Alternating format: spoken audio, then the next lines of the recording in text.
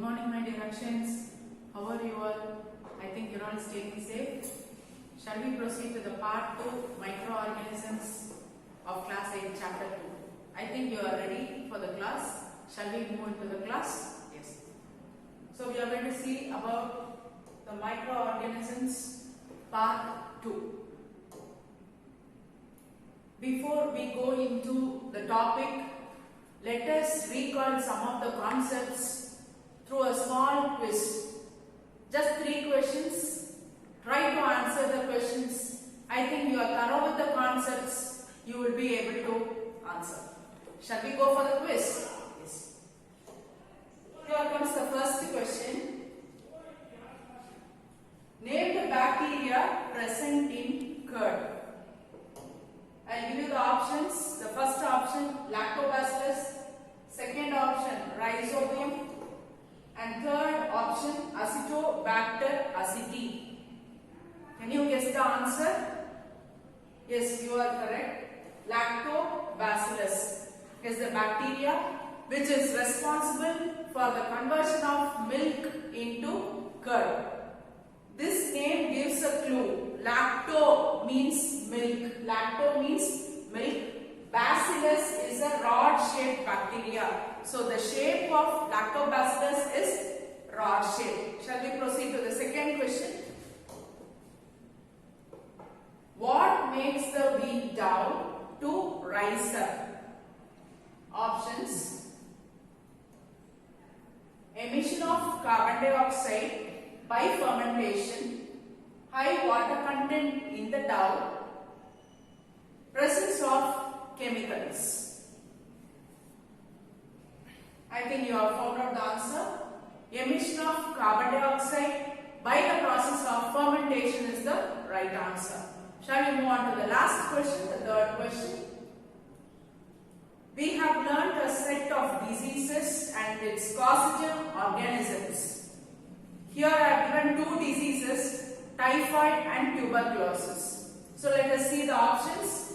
I think you have found out the answer, but let us wait for the options. First option, bacterial diseases. Second option, viral disease.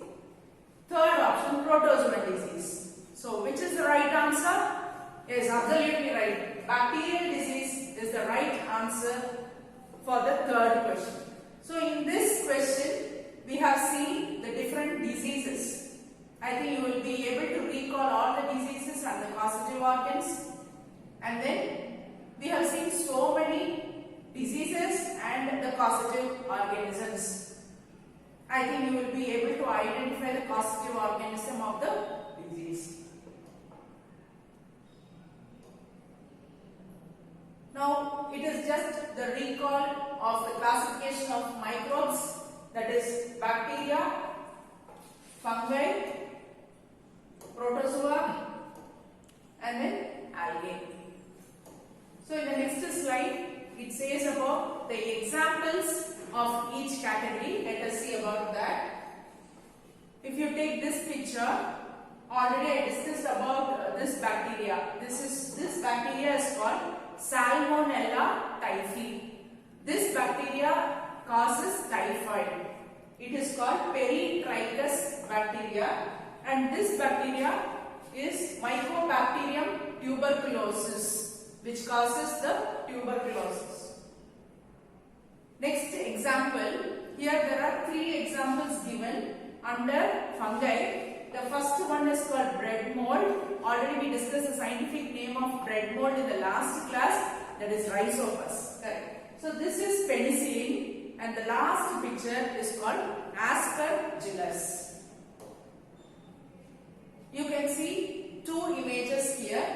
This image is called as the virus. This virus is called adenovirus. This virus is called bacteriophage. Why bacteriophage? It is the name of a virus, but it takes the bacteria as a host. So it is called as bacteriophage. So here what happens? This bacteriophage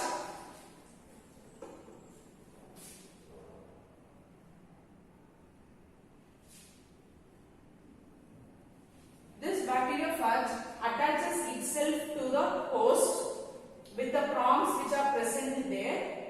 and the genetic material which is found here, you can see a spiral coil material, this will be injected through this into the host body. So this is how the bacteriophage works.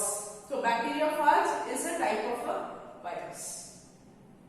Now we say virus, whether there is a controversy whether virus is a living thing or a non-living thing. Yes? Why do we say so? Because virus acts as a living thing when it is inside the body of the host. When it comes outside, it acts as a non-living thing. So there is a controversy whether virus is a living or a non-living. Now we are going into the next subtopic, that is commercial use of microorganisms. The first organism what we are going to see here is yeast. This is a unicellular fungi.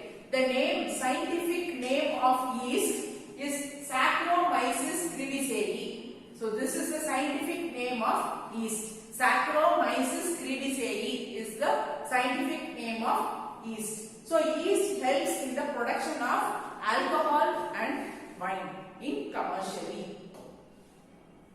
Next bacteria we are going to see about is Acetobacter aceti, which helps in the production of acetic acid.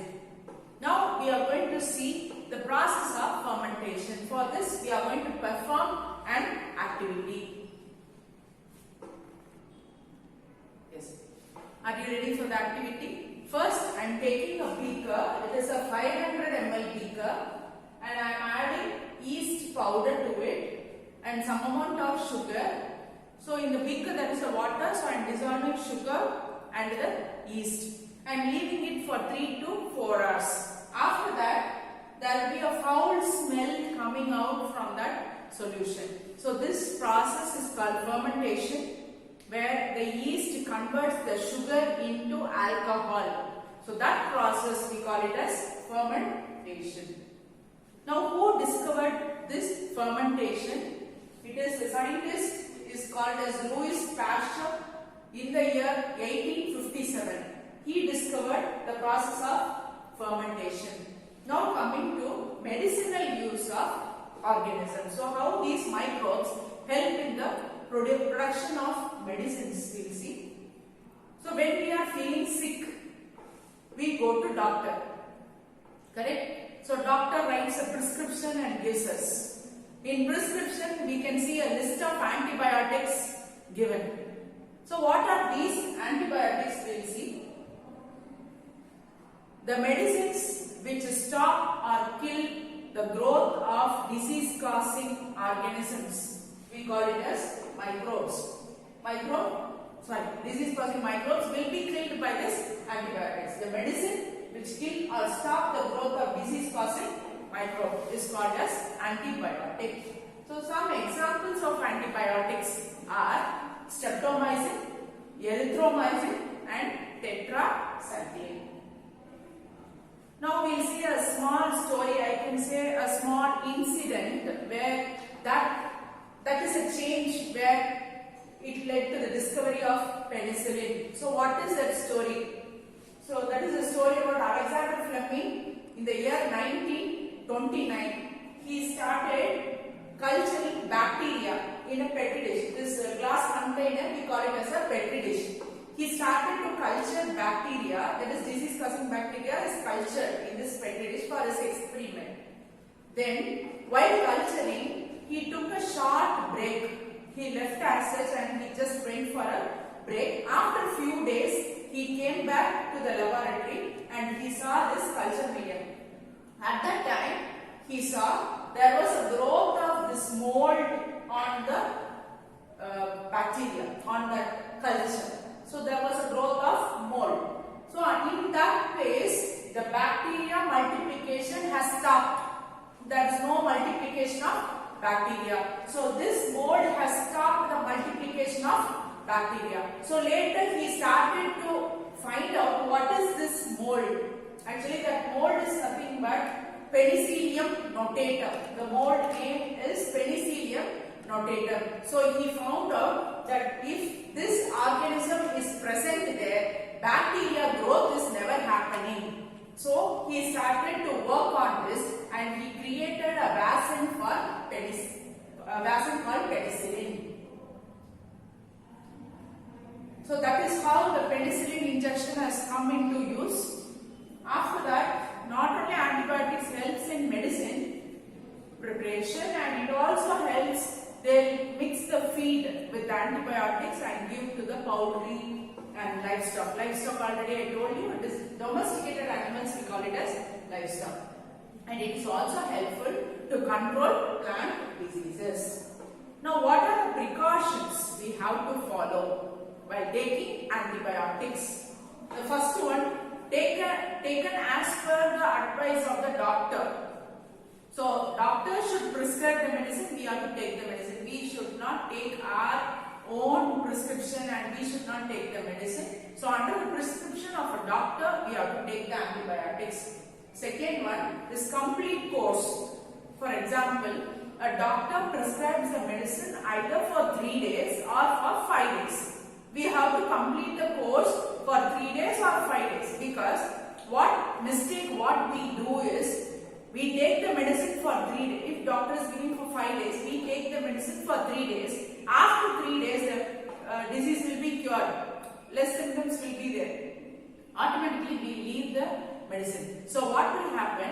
The microbes will be inside your body. Later, once again, the disease may reoccur in your body. So, it is compulsory to complete the course of medicine. No unnecessary intake. It may kill the beneficial microbes. That is, unnecessarily we should not take in medicines. Last one, it is not effective with viral diseases. For example, common cold is there, cough is there. You will find very difficult to breathe. At that time, these antibiotics will never work out on viral infections. You remember this? So, whenever you have a cough or a cold, never take any antibiotics. Just leave as such without any medicines. Within 3 days, your immune power will rise and it will kill the virus. So, never take antibiotics for viral infections. Now, next topic, interesting topic, is about vaccine. Now, actually, this topic is trend now. So, vaccine, how it works, let us know about that. First, when the microbes or any foreign substance enters into our body will start to attack that microbe by production of antibodies. So that foreign substance which is entering, we say it as antigen. The antibodies which are producing in our body will fight with the antigen. So there is a fight between antigen and antibody. So automatically antibodies will win the fight. So this is how the vaccine works. So I will just read through, you listen. Microbes enter the body, antibodies are produced, fight against the microbe. The body remembers how to fight the microbe if it enters again. So fight happens, antibody wins. And then our body will remember, if this sort of microbe enters our body, automatically our immune system will start working and tries to kill the microbe which is entering our body. So we will get that resistant power. This is how the vaccine works. Now I am going to say about this smallpox vaccine, or it is also called cowpox vaccine. So how this vaccine was discovered, let us see about that. So the person behind this vaccine is Edward Jenner. He is called the father of immunology. So in 1796, the cow udder, there was a cowpox. There was a milkmaid known as Sarah Knight's. She got that cowpox. So this disease was transmitted to this milkmaid. So what happens? Slowly it started to recover, but it took lots of time. So Edward Jenner wants to find out some method to cure this cowpox, or it is also called smallpox. So what happened? He injected the pus or the fluid which is present inside the cowpox blister. He took it and he inserted into a 8-year-old boy. He inserted into it. So at that place, a small blister arose. Then it cured very soon. cured. After few days, after few months, what happened? Once again, what he did? Once again, he injected that fluid which is present in the cowpox blister. But that boy has developed resistance and it didn't do anything for that boy. So this is how the vaccine for smallpox was discovered. So at last the vaccine was discovered and it was a success. So now trending Covaxin. This is a vaccine for corona which was discovered by the 3 institutes with the help of this collaboration of 3 institutes. This Covaxin vaccine was discovered for this coronavirus. So which are the institutes we will see? ICMR, that is Indian Council for Medical Research, New Delhi, National Institute of Virology, Pune, and Bharat Biotech, Hyderabad. So in collaboration with these 3 institutions, Covaxin was discovered against the corona disease. So there are 3 phases, 3 trials I can say. The first trial, in the first phase, it will be injected on animals. I think this process is over. Now the second phase, in the second phase, a small group of people will be tested for the vaccine. The next third trial will be the large group of people. This trial is possible when large amount of vaccine are produced. Actually, production should be more, so they can test on many people. So from August 15, they will be starting this trial. So let us expect the positive results. So very soon we can come out of the clutches of coronavirus. So if corona vaccine, that is Covaxin, is a success, really our world will be free from the clutches of corona. So let us hope positively. I think this session you have understood the points. If any doubts, ask me. Thank you very much.